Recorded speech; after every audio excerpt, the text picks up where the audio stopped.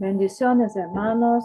Llegamos a nuestra clase número 5 de Panorama del Nuevo Testamento.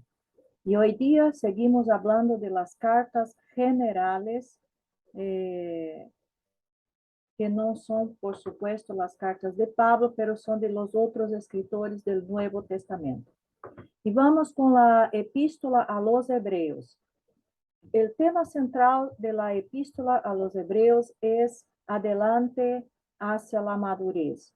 Trata de hablar a los creyentes, a los que tienen su fe en Cristo Jesús, de que deben crecer y deben llegar a la madurez. Cuando una persona renace por la fe en Cristo, él entra a la familia de Dios como infante espiritual recién nacido. Lo que éste necesita es un proceso de crecimiento espiritual hacia la madurez, pero no todos crecen tan rápido como se debe, y algunos aún regresan a etapas previas de desarrollo.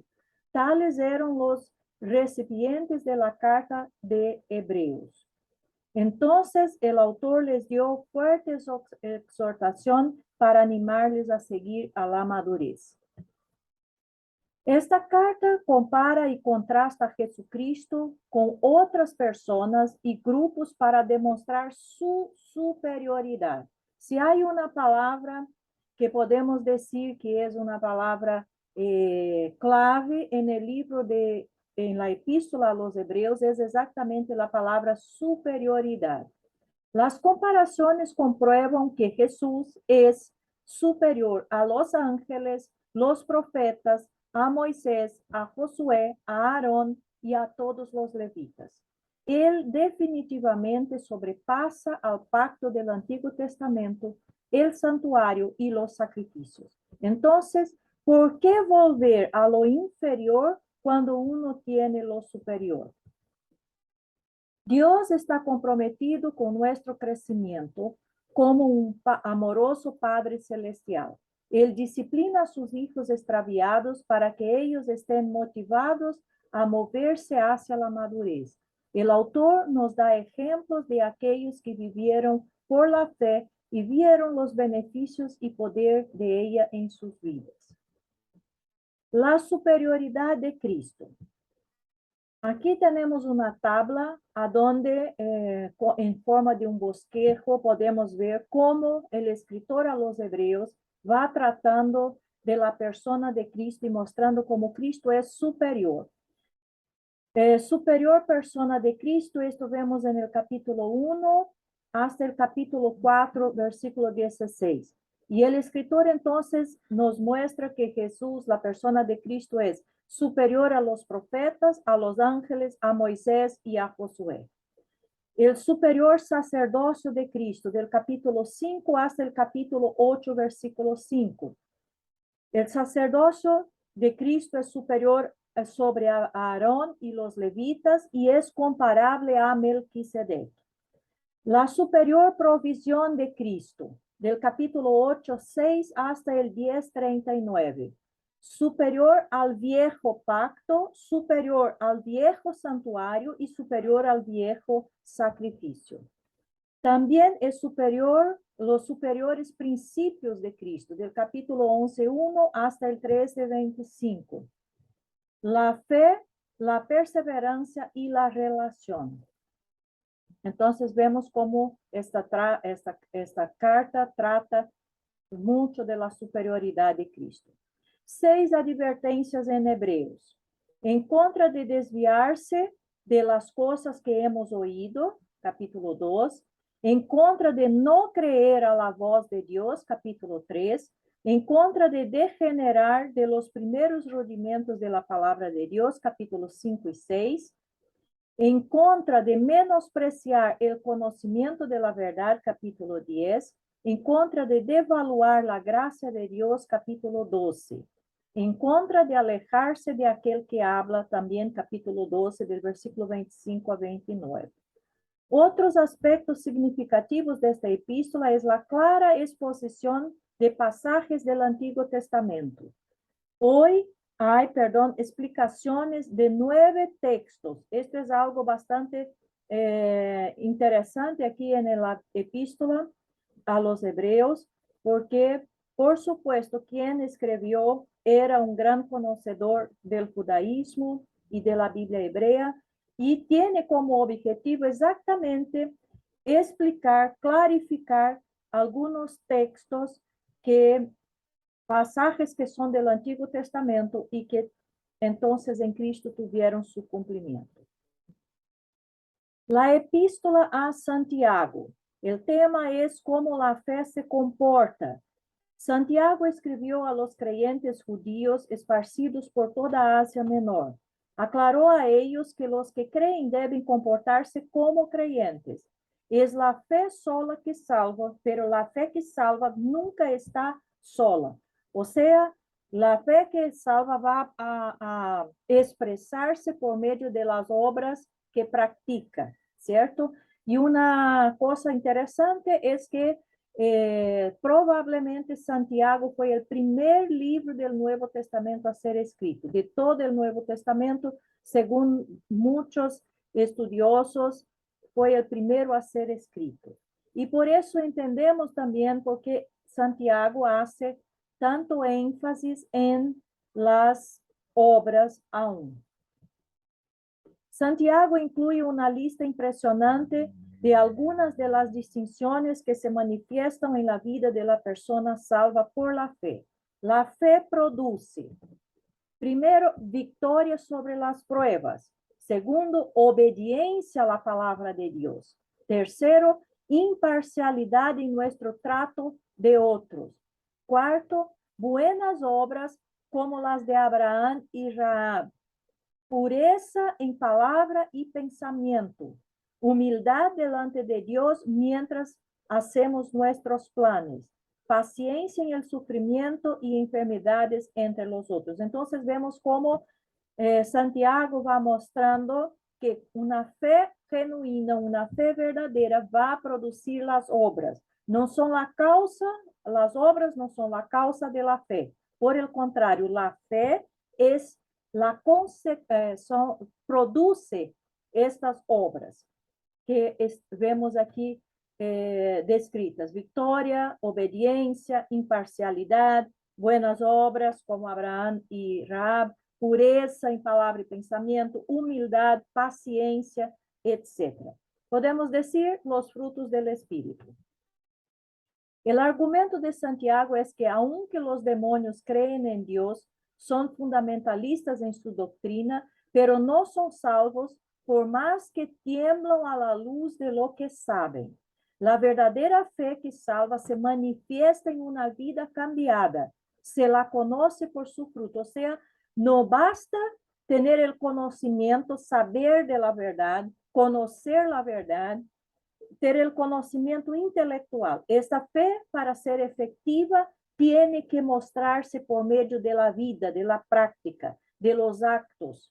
Y ahí entonces las buenas obras van a expresar esta fe. De lo contrario, él pone el ejemplo de los demonios, que saben de todo, tiemblan incluso delante de Dios y de la luz, pero están perdidos. Y aquí tenemos también una tabla en forma de bosquejo que nos ejemplifica cómo Santiago va a tratar del tema. Primero, victoria en la prueba y tentación, capítulo 1, 1 a 18. Después, obediencia, escuchando y haciendo, 1, 19 a 27. 3, imparcialidad, se prohíbe el favoritismo, capítulo 2, de 1 a 13. Después, las obras, 2, de 14 a 26. El control de la lengua, del 3, de 1 a 12. La sabiduría, capítulo 3, de 13 a 18. La pureza, capítulo 4, 1 a 4. La humildad, capítulo 4, de 5 hasta el 5, 6. Y paciencia y perseverancia del capítulo 5, 7 hasta el 20. Vamos ahora a primera de Pedro. Trata de la paciencia en las pruebas. Por lo que leemos de Pedro en los evangelios, a lo mejor no pensaríamos de él como un buen ejemplo de la paciencia. Parece incluso una contradicción cuando pensamos en Pedro, él hablando exactamente de paciencia. Pero la venida del Espíritu Santo en Pentecostés hizo una diferencia grande en él, lo cual no nos debe sorprender, ya que la paciencia es un fruto del Espíritu. La primera carta de Pedro se escribía para animar a los creyentes que estaban sufriendo por el Evangelio a tener paciencia. Pedro recuerda a sus lectores que debemos sentirnos seguros de nuestra salvación y darnos cuenta que nuestro sufrimiento es conocido por nuestro Padre Celestial, que lo permitía. Hay ciertos beneficios que vuelven a nosotros por medio de estas aflicciones. Por ejemplo, identificación con Cristo, comprensión de la Biblia, incentivo para crecer espiritualmente, mayor reconocimiento de nuestro estado de extranjeros sobre la tierra y un enfoque más intensivo en nuestra redención por la sangre preciosa de Jesucristo, la cual fue derramada por sus perseguidores. Entonces, una cosa muy importante que Pedro nos enseña es que, en primer lugar, no importa si estamos sufriendo, si estamos siendo perseguidos, Dios sigue teniendo todo el control, Él sabe, Él conoce lo que estamos pasando y es Él quien permite incluso las persecuciones y los sufrimientos en nuestras vidas. Y después Pedro va a mostrar que estas aflicciones traen beneficios para nosotros, aunque para nuestro cuerpo físico, para nuestra condición humana, pueda parecer algo malo y difícil. Cuando miramos por la perspectiva de Dios, vamos a ver que estos sufrimientos nos traen muchos beneficios. Y ahí vimos los ejemplos aquí que él menciona. Pedro da instrucciones especiales a los ciudadanos, a los siervos, a las esposas y maridos. Pero todos los creyentes deben asegurarse que su sufrimiento está para bien y no para la maldad que hemos cometido. El sufrimiento no es por causa de nuestra mala naturaleza. Por el contrario, él está para nuestro bien.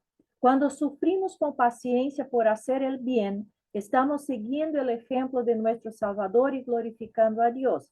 Debemos quedar fieles ovejas, confiando en el poder de nuestro gran pastor sobre Satanás y en su promesa de volverse por los suyos. Bosquejo entonces de primera de Pedro, el sufrimiento del creyente y cómo él relaciona a. Y aquí otra vez, la seguridad del capítulo 1 hasta del versículo 1 hasta el 9, las escrituras, capítulo 1, versículo 10 hasta el 25, la santificación, capítulo 2, de 1 a 12, la sumisión del capítulo 2, 13 hasta el 3, 12, los sufrimientos de Cristo, capítulo 3, 13 hasta el 4, 19, y la segunda venida de Cristo, capítulo 5, de 1 a 10. Segunda de Pedro va a tratar entonces de eliminar los falsos maestros. Y este tema de los falsos maestros es un tema que vamos a ver bastante presente ahora, principalmente en estas epístolas generales, va a ser un tema recurrente.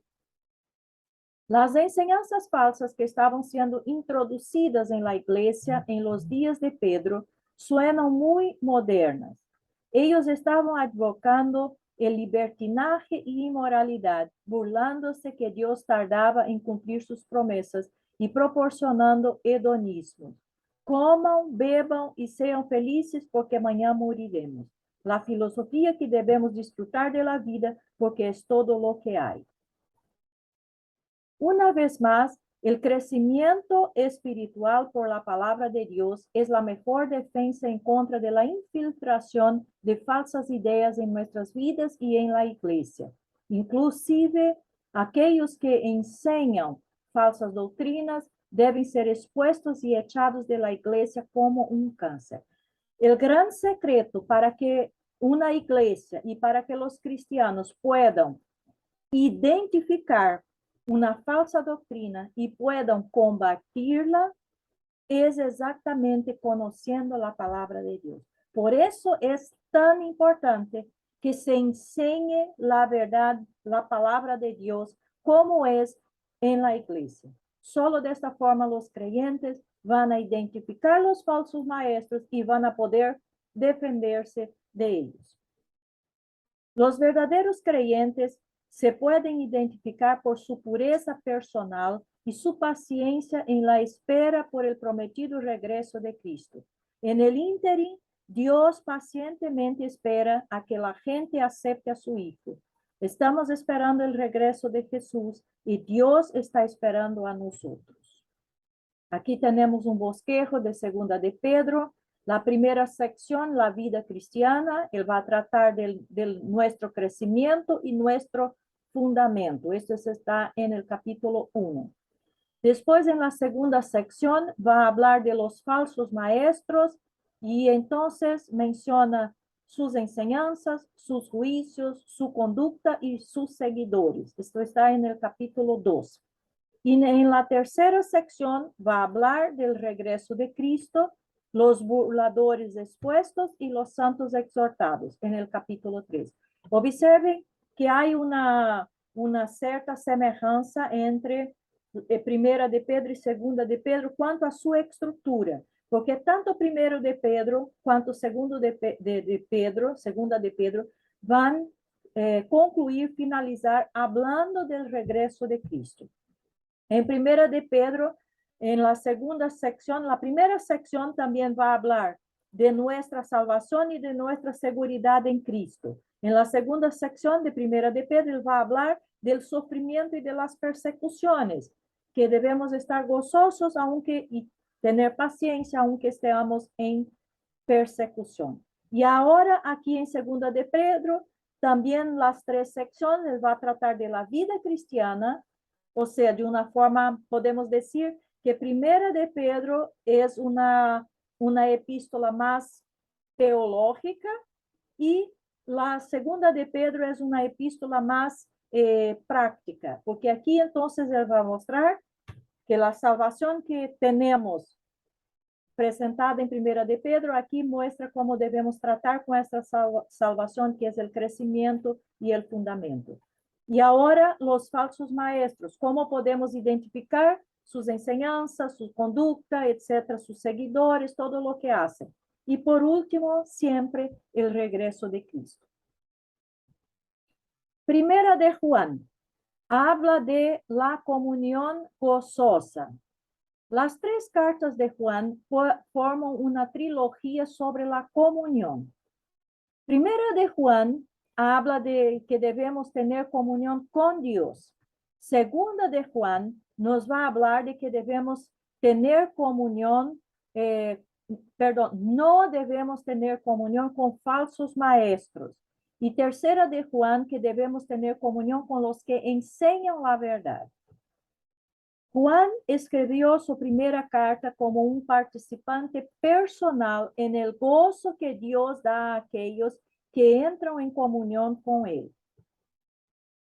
Comunión quiere decir compartir en común. Juan recuerda a los creyentes que ellos comparten en común la luz de Dios y su amor y su vida.